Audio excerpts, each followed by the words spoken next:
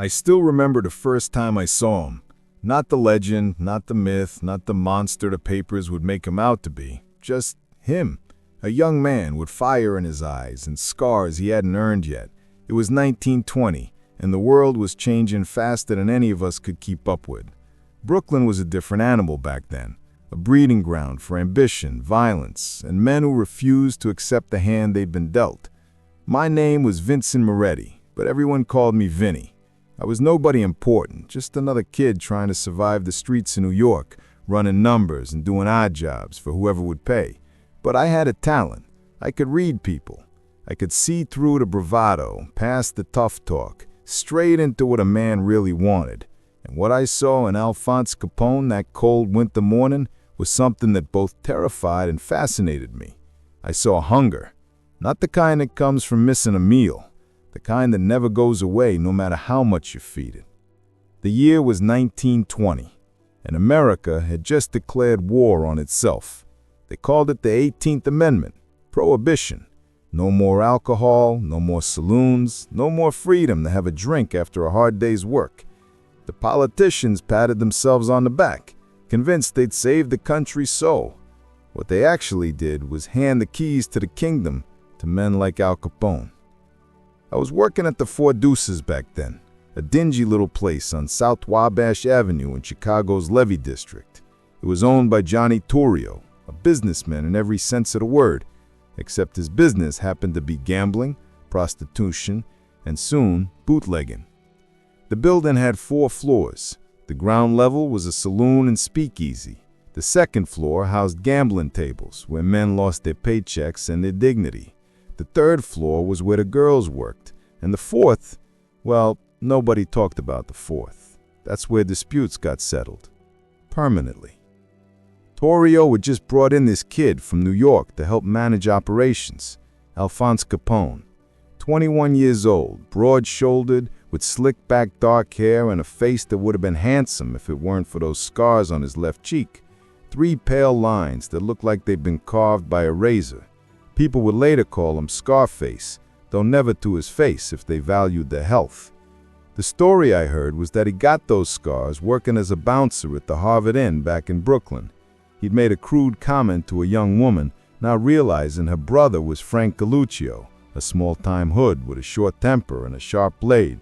Galluccio slashed him across the face, once, twice, 3 times. The kid could have killed Galluccio for it, could have made him disappear into the East River like so many others, but instead, he apologized.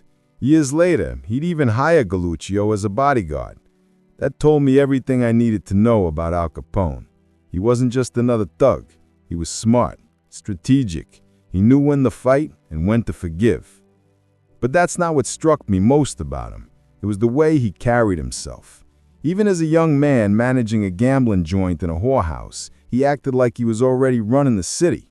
He'd walk through the Four Deuces in a crisp suit, always dressed sharp, even before he could really afford it, greeting customers by name, asking about their families, their jobs, their lives. He remembered everything, every detail, every weakness, every opportunity. "Vinny," he'd say to me, his voice carrying that thick Brooklyn accent that never quite faded, even after years in Chicago. "You see that guy at Table Tree, the one sweating through his shirt?" "Yeah, boss, what about him?" "He's a cop, off duty, lost his whole paycheck playing cards. Watch him. Next week, when he's desperate, we offer him a deal, a little extra money to look the other way when our trucks make their deliveries." And he was always right. That's what made him dangerous. He didn't just see what was in front of him. He saw 3 moves ahead, like a chess player who knew exactly how the game would end before his opponent even realized they were playing. The city of Chicago in the 1920s was unlike anything you could imagine today. It was a powder keg wrapped in jazz music and bathtub gin, held together by corruption and violence. The police were for sale, the politicians were for sale, hell, even the judges were for sale if you had enough cash and knew where to slip it. And into this swirling chaos of greed and opportunity stepped men willing to do what others wouldn't, men like Al Capone. Torrio was brilliant in his own right. He understood that the future of organized crime wasn't just about muscle, it was about organization. structure, cooperation. He'd sit down with rival gangs and work out territories, dividing the city like a board game. You take the south side, we'll take the west. Nobody encroaches, everybody makes money. It was elegant in a brutal sort of way. But not everyone wanted to play nice. The North Side gang, led by a violent Irishman named Dean O'Banion, refused to respect the boundaries. They hijacked shipments, muscled in on established territories, and generally acted like rules didn't apply to them. Torrio tried negotiation, he tried compromise, and when that didn't work, he tried violence. In 1924, O'Banion was shot dead in his flower shop. Ironic, really. A man who dealt in beauty ended up in a pool of his own blood surrounded by chrysanthemums and roses. But violence begets violence. O'Banion's crew retaliated. In 1925, Torrio himself was ambushed outside his apartment. They shot him multiple times, in the chest, the arms, the jaw. He survived, barely, but the message was clear. This life had an expiration date, and his was rapidly approaching. So Torrio did something remarkable. He retired, just walked away from an empire worth millions, and handed the keys to his young protege.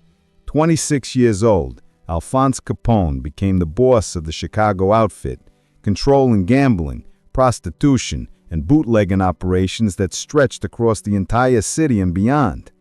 I was with him the night he found out. We were in the back office of the Four Deuces, the air thick with cigar smoke and the distant sound of jazz drifting up from the speakeasy below. Torrio sat behind the desk, his body still wrapped in bandages from the shooting, his face gaunt and tired. "It's yours now, Al," Torrio said, his voice hoarse. "All of it. But you gotta be smart. Smarter than me. Smarter than O'Banion. This life, it'll take everything from you if you let it." Capone didn't say anything at first. He just stood there, hands in his pockets, staring out the window at the city lights below. When he finally spoke, his voice was quiet, almost contemplative. "I'm not gonna end up like O'Banion. I'm not gonna end up like you, Johnny. No disrespect, but I'm gonna do this different. I'm gonna be so big, so powerful, that nobody will dare touch me. The cops, the politicians, even the rival gangs, they'll all know that going after Al Capone is suicide." And for a while, he was right. The late 1920s were Capone's golden age. At his peak, he controlled over 1,000 speakeasies. His bootlegging operation brought in an estimated $60 million a year, as close to $1 billion in today's money. He had entire police departments on his payroll. Judges, politicians, even federal agents. They all took his money and looked the other way. He wasn't just a crime boss. He was an institution. But here's the thing people don't understand about power. It's not just about having it. It's about maintaining it. And maintaining it requires constant vigilance, constant displays of strength, and sometimes ruthless violence. I was there the night we moved operations to Cicero, a suburb just outside Chicago. The heat was getting too intense in the city, too many reformers and good-doers making noise about cleaning up corruption. So Capone decided to take over an entire town instead.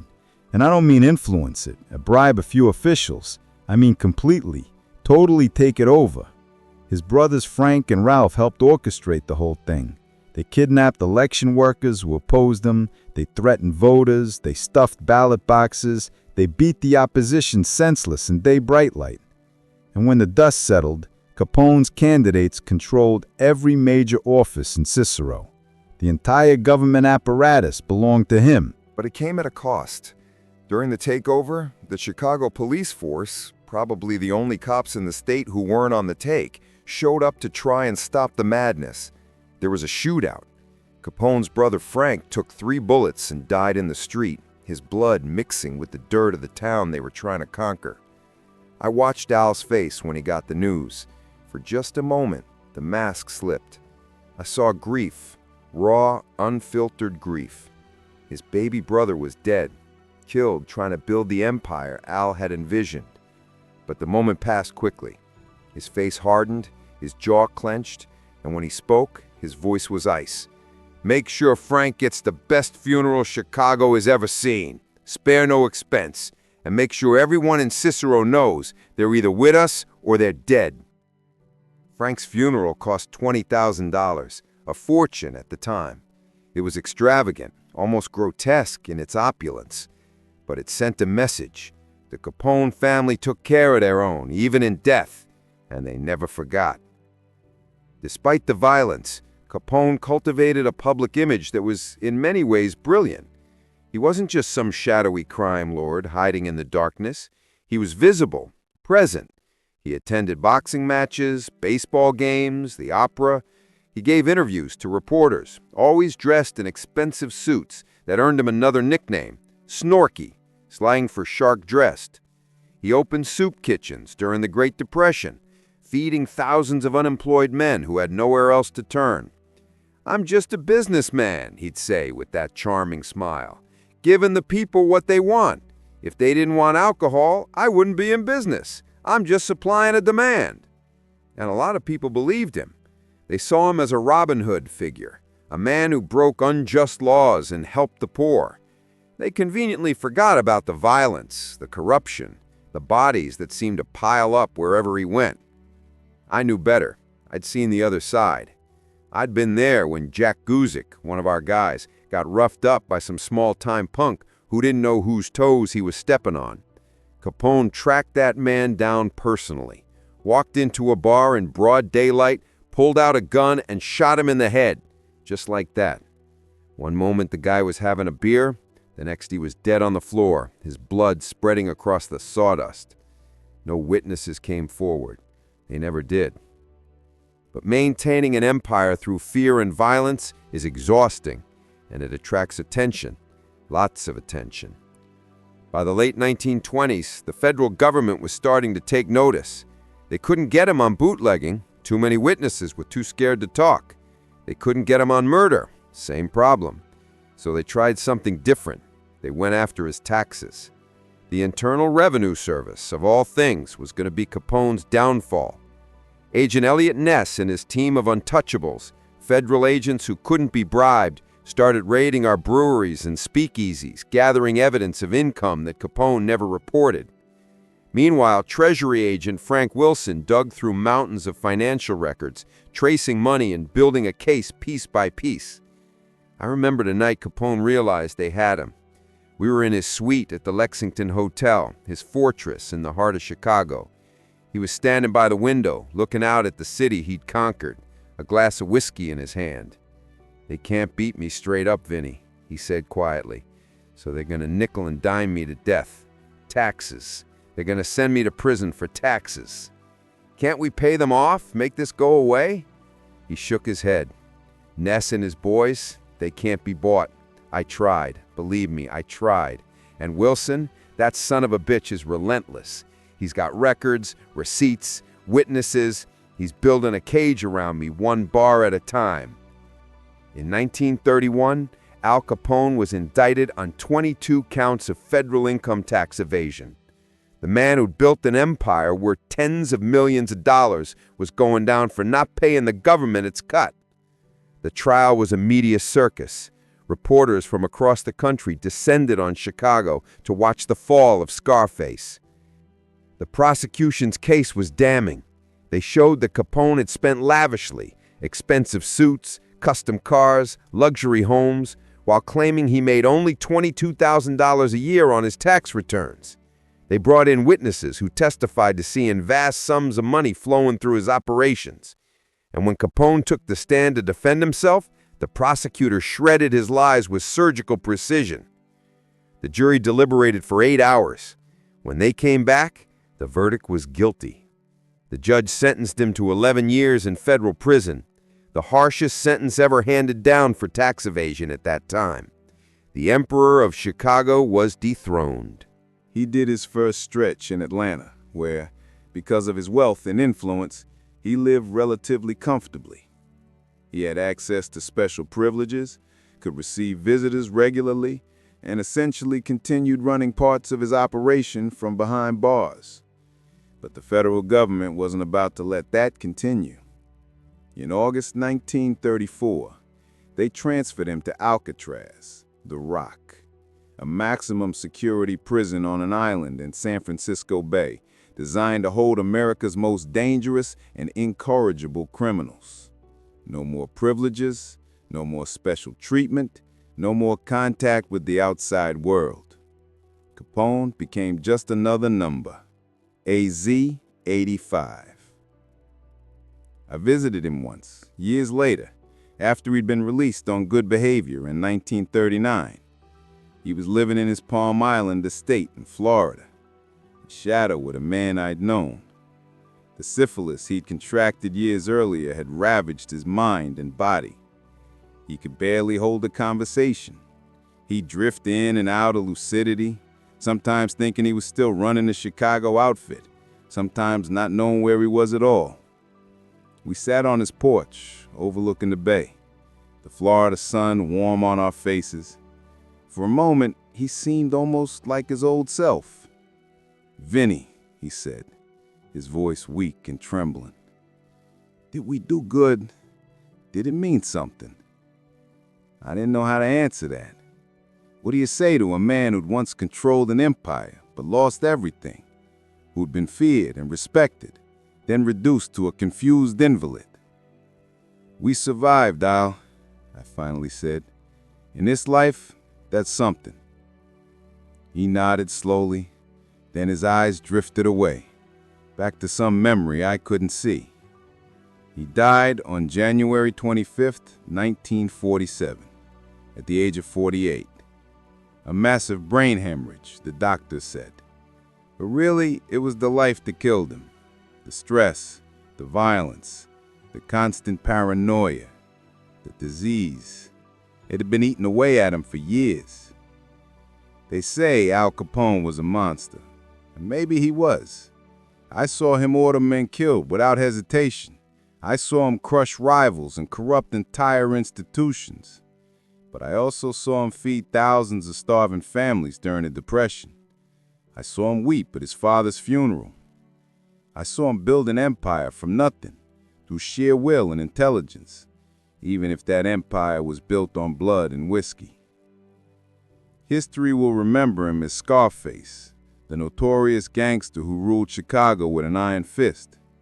But I remember him as a kid from Brooklyn who refused to stay poor, who saw an opportunity in Prohibition and seized it with both hands, who climbed as high as any man could climb in that world, and then fell just as far.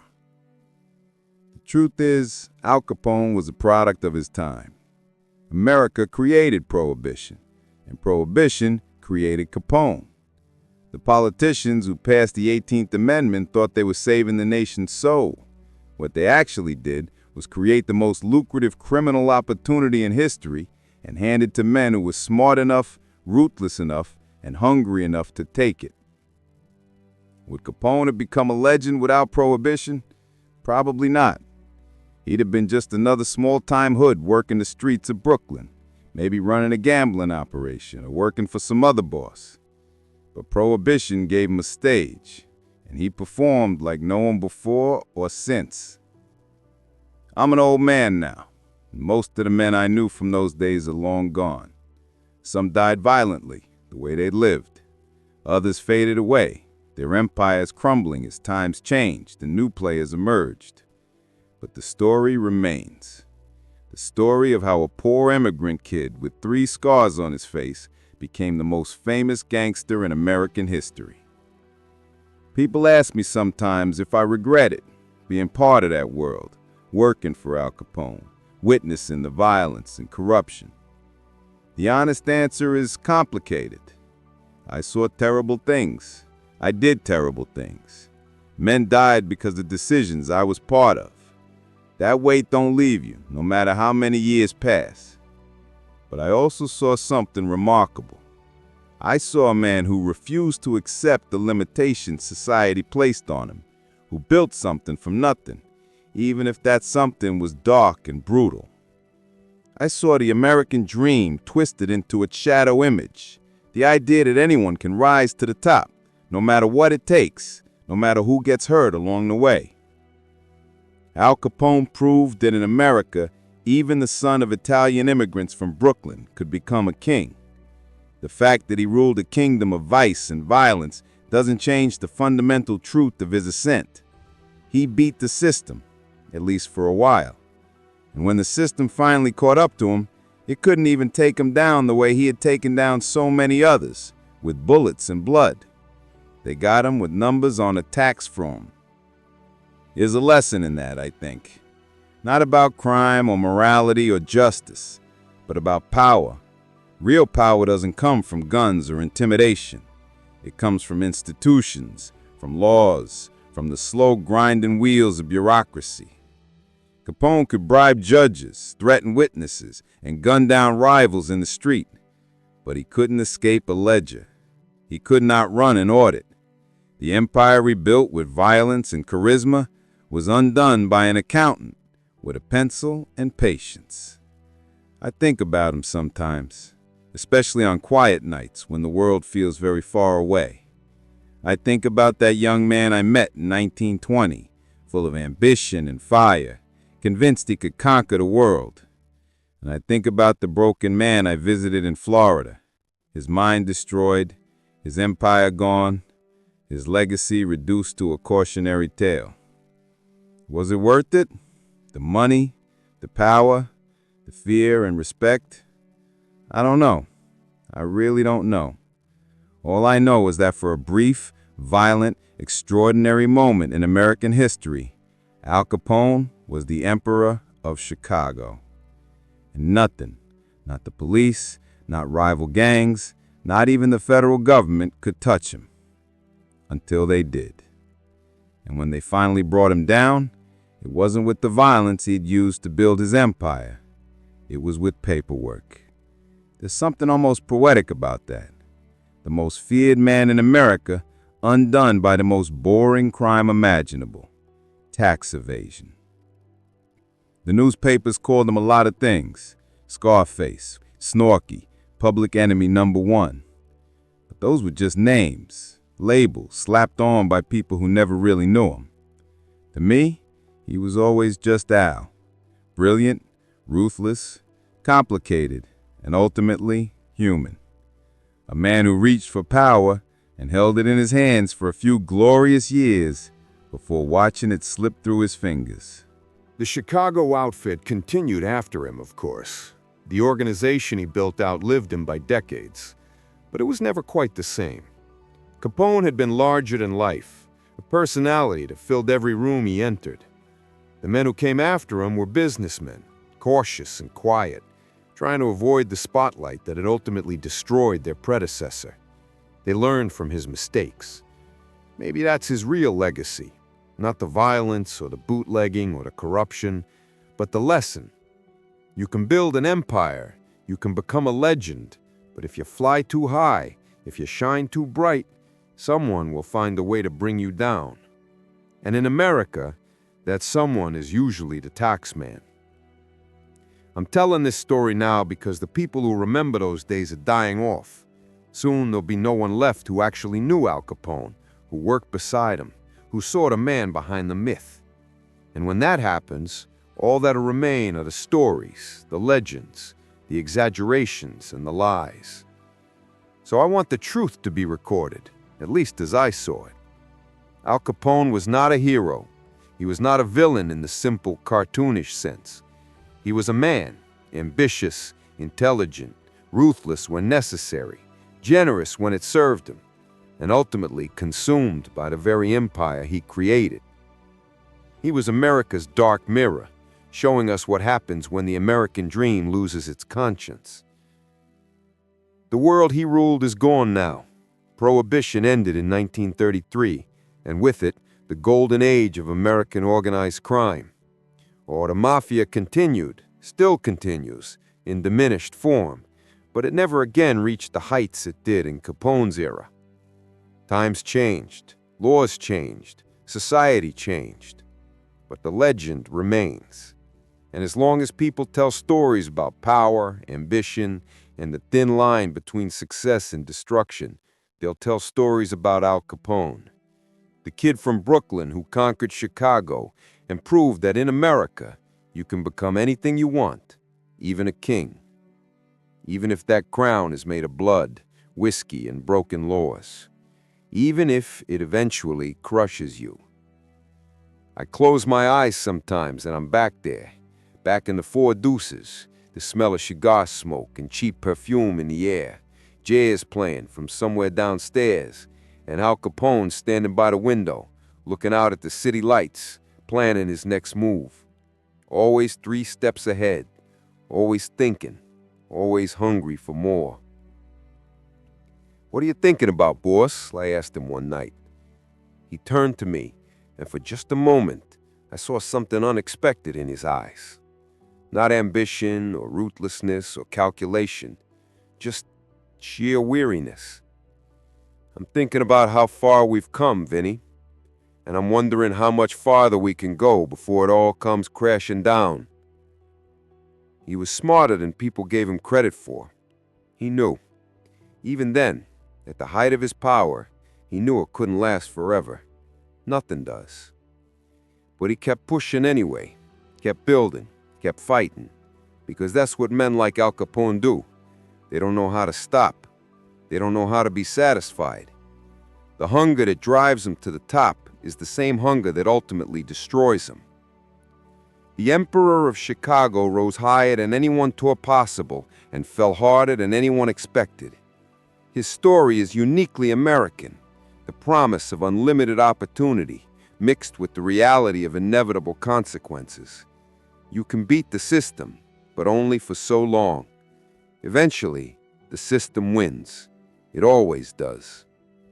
But for a few extraordinary years in the 1920s, a poor kid from Brooklyn with 3 scars on his face proved that anything was possible. Even ruling a city, even becoming a legend, even touching the sun, if only for a moment, before the fall. That was Al Capone. That was Scarface. That was the Emperor of Chicago. And I was there. I saw it all. I survived to tell the tale. And now as my own time grows short, I'm setting the record straight. Not to glorify him, not to condemn him, just to remember him as he truly was, a man of his time, neither entirely good nor evil, who lived large and died broken, leaving behind a legacy that America will never forget. The jazz age is over. Prohibition is over. The Chicago outfit, while it still exists, is a shadow of what it once was. The empire is fallen, but the story endures. And maybe that's enough. Maybe that's all any of us can hope for in the end, that our story gets told, that someone remembers who we really were, not just what the newspapers said about us. Al Capone was real. I knew him, and this is his story, as true as I can tell it. The rest, well, the rest is history.